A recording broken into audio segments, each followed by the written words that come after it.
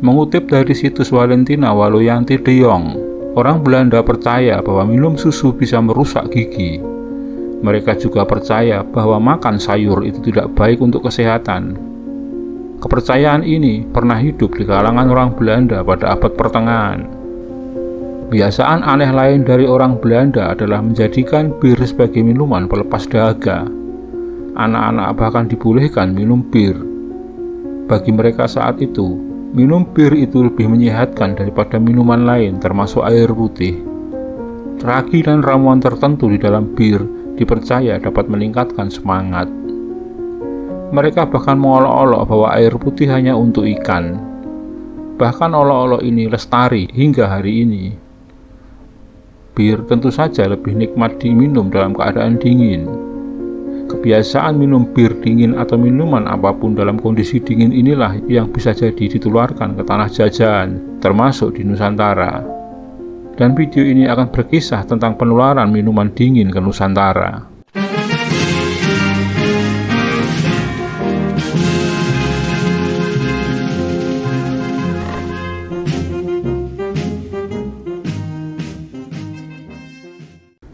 Namun sebelum dilanjutkan video ini, mohon bantuannya untuk mengklik tombol subscribe di bawah ini, guna bersama-sama membangun channel ini dan agar Anda tidak ketinggalan update terbaru dari channel ini.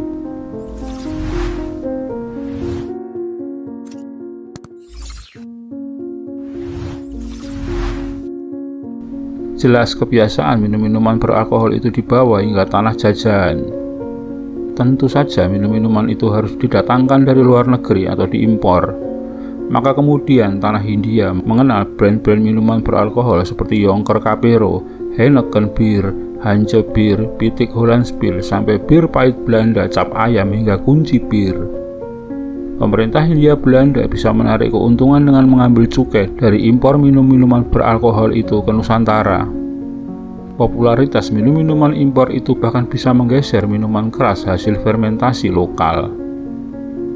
Besarnya nilai pajak yang bisa diraup pemerintah Hindia Belanda dari cukai impor minuman beralkohol membuat pemerintah Hindia Belanda membentuk Komisi Pemberantasan Alkohol yang disebut Alcohol Based Readings Komisi pada tahun 1918.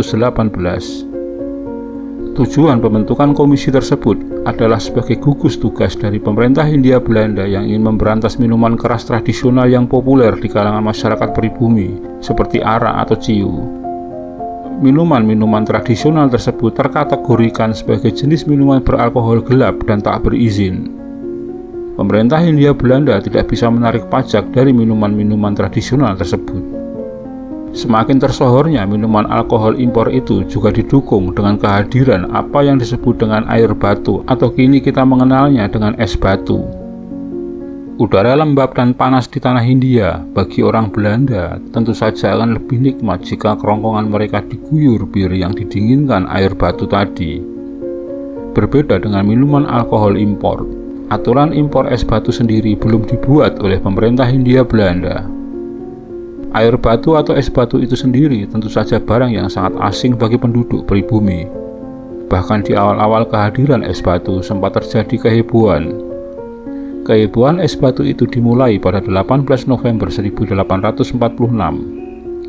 Pasalnya sehari sebelumnya tersiar kabar bahwa kapal besar dari Boston, Amerika Serikat telah melempar sauhnya di pelabuhan Batavia. Kapal itu memuat air batu yang dipesan oleh salah satu saudagar kaya dari Eropa, Rosely & Co. Kedatangan es batu pertama di Nusantara itu begitu hebohnya. Semua orang membicarakan soal es batu yang digambarkan dengan batu-batu putih sejernih kristal yang kalau dipegang bisa membuat tangan menjadi kaku. Sejak saat itu, kapal-kapal pengangkut es batu mulai berdatangan ke beberapa pelabuhan besar di Nusantara. Hingga tahun 1869, banyak keluarga kaya yang tinggal di Batavia mengimpor es batu ini. Bahkan mereka hanya mau minum dari air yang berasal dari es batu yang mencair yang didatangkan dari Boston itu. Hingga tahun 1870, kegiatan impor es batu dari Amerika Serikat ke Batavia masih terus dilakukan. Rosely & Co bahkan menjual es batu tersebut dengan harga 10 sen untuk setiap 500 gramnya. Semakin meluasnya tren minum-minuman beralkohol, Salah satu pengusaha Eropa bernama David Gillett juga menjual es batu untuk kebutuhan pesta dengan biaya 15 gulden. Semakin banyak permintaan akan es batu, surat kabar Javasche Courant dalam sebuah terbitannya sampai memuat artikel tentang tips sederhana perihal cara penyimpanan es batu agar bisa bertahan lebih lama, yaitu dibungkus dengan selimut wol. Es batu juga tak lagi melulu menjadi teman minum. Selain berkhasiat untuk menyegarkan kerongkongan, es batu juga kerap dijadikan obat sariawan oleh pemerintah Hindia Belanda. Pemerintah Hindia Belanda kala itu sanggup memberikan bonus sebesar 6.000 gulden untuk mereka yang sanggup mengirimkan es batu ke rumah sakit di Batavia. Es batu tersebut nantinya akan digunakan untuk mengobati para tentara Belanda yang terkena sariawan, penyakit yang mewabah kala itu. Sementara di Semarang dan Surabaya, diketahui pemerintah Hindia Belanda sanggup menyediakan bonus hingga 7.300 gulden bagi siapa saja yang sanggup mengantarkan es batu kepada para tentara Belanda. Syaratnya tentu saja es batu tersebut tidak boleh mencair saat diantarkan. Kejayaan es batu impor dari Boston perlahan-lahan pudar setelah di Nusantara mulai dibangun pabrik es batu. Di tahun 1880, teknologi pembuatan amonia, temuan orang-orang Eropa berhasil dibawa ke Jawa. Amonia sendiri menjadi bahan utama dalam proses pembuatan es batu. Hal ini tentu saja mengurangi jumlah impor es batu dari Boston. Dalam 10 tahun, pabrik es sudah dibangun di kota-kota besar di penjuru Nusantara, terutama di Jawa. Dengan segera, tren minum menggunakan es batu menjalar dengan cepat. Es batu yang diproduksi berbentuk balok itu dengan cepat tersedia di warung-warung di setiap kota. Hingga akhir abad ke-19, es batu kala itu bukan lagi dikonsumsi oleh keluarga kaya. Dari ujung barat sampai ujung timur, masyarakat yang tinggal di desa, kota, bahkan sampai di pegunungan sudah menjadi pencinta es batu. Perusahaan-perusahaan pembuatan es batu tak lagi didominasi bangsa Eropa. Orang-orang keturunan Cina juga melihat pasar es batu itu menguntungkan. Mereka pun mulai menginvestasikan uang mereka dalam bisnis pembekuan air itu. Salah satu pelopor pengusaha es batu di Nusantara dari keturunan Cina adalah Kwa Wan Hong, seorang pengusaha dari Semarang. Dia memulai bisnis ini sejak tahun 1895.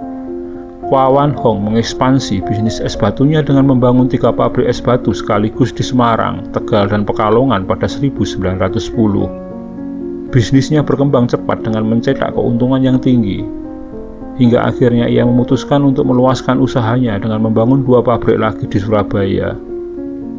Pada tahun 1926, dia membangun pabrik terakhir di wilayah Pasar Turi, Surabaya. Baru pada tahun 1928, Kwa Wan Hong akhirnya menetap di Rawabangke, tak jauh dari wilayah pabrik terakhirnya. Kejayaan es batu tak berakhir sekalipun bangsa Eropa sudah pergi dari Nusantara. Perjalanan panjang air batu atau es batu ke tanah Nusantara membuatnya menjadi sesuatu yang tidak bisa dipisahkan dari kuliner bangsa ini. Demikian sekilas tentang masuknya es batu ke tanah Nusantara. Terima kasih telah menyaksikan video ini hingga selesai. Semoga bermanfaat. Dan sekali lagi, jika Anda berkenan silahkan subscribe, like, komen, dan share untuk teman-teman Anda.